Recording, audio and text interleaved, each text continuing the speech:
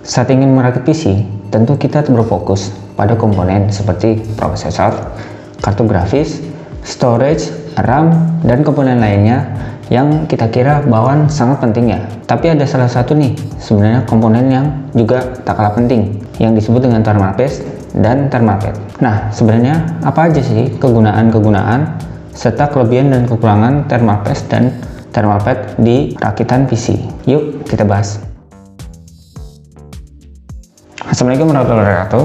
Dengan Rizky di sini. Gimana kabar kalian? Semoga selalu sehat dan semangat ya. Seperti yang sudah saya bilang pada cuplikan sebelumnya, bahwa pada video kali ini kita akan membahas tentang thermal paste dan thermal pad. Apa aja sih kegunaannya serta kekurangan dan kelebihannya antara thermal paste dan thermal pad? Nah, yuk kita bahas thermal pad dan thermal paste. Kita mulai dari thermal paste dulu ya.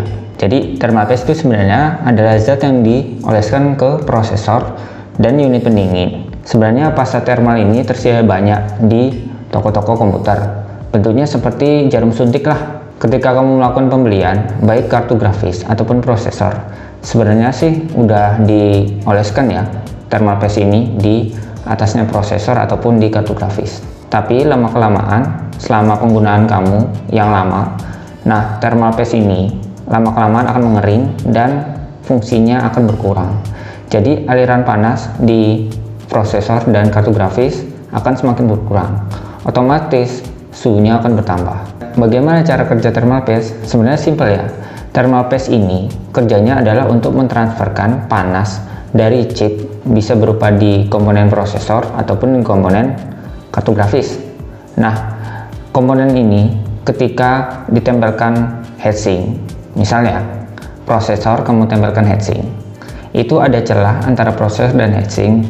Nah, celah tersebut dapat diisi oleh udara, sehingga ketika kamu tidak menempelkan thermal paste antara prosesor dan heatsink, ini akan dimasukkan dengan udara.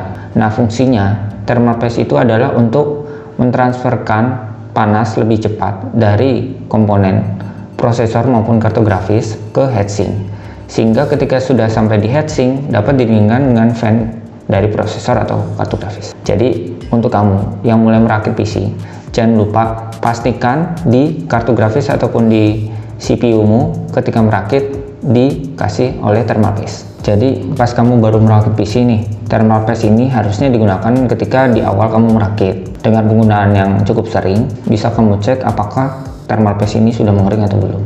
Kalau misalnya sudah, berarti itu perlu diberi lagi. Kita beri sebenarnya 1 titik beras ataupun sampai 3 titik beras thermal paste itu di permukaan prosesor ataupun kartu grafis. Kemudian diratakan di permukaannya. Nah, bisa kamu ratakan dengan aplikator ketika kamu membeli thermal paste itu sendiri nih ya. Jadi ya gampang sih. Apa merek thermal paste yang terbaik? Sebenarnya banyak merek ya di pasaran untuk thermal paste ataupun thermal pad. Nah, untuk thermal paste sendiri yang paling bagus di pasaran macam-macam, mulai dari yang harga paling termurah mungkin di bawah 10.000 sampai di atas 100.000. Sebenarnya cara mengeceknya juga cukup mudah. Kamu menggunakan aplikasi stress test atau penggunaan game-game berat, itu akan menaikkan suhu prosesor. Nah, ketika suhu prosesor ini tidak naik secara signifikan, berarti kinerja thermal paste kamu sudah cukup baik. Tapi ya namanya harga kan nggak bisa bohong ya. Biasanya harga yang paling murah di bawah 10.000 itu kualitasnya agak kurang baik dibandingkan dengan harga seperti 100.000 ke atas. Itu untuk thermal paste. Selanjutnya adalah thermal pad. Sebenarnya apa sih thermal pad ini? Thermal pad merupakan lembaran karet yang sangat tipis. Jadi fungsinya adalah menyerap dan mengantarkan panas pada PCB komponen chip ke bagian heatsink pendingin. Nah, thermal paste ini kan kalau bentuknya seperti pasta atau odol. Kalau thermal pad bentuknya seperti karet ataupun busa. Jadi fungsinya juga ditempelkan, nggak bisa diratakan dengan aplikator. Sebenarnya penggunaan thermal pad lebih praktis ya, karena bentuknya lembaran seperti lem perekat yang tipis. Thermal pad dan thermal paste itu penggunaannya berbeda. Kalau misalnya thermal paste itu kebanyakan digunakan di PC untuk di bagian prosesornya dan di chip VGA. Kalau di thermal pad biasanya di dekat heatsink ataupun di pipa tembaga di VGA. Itu penggunaannya. Bisa juga di chip-chip memori. Jadi ketika kamu merakit PC, jangan lupa untuk menyediakan thermal paste ataupun thermal pad.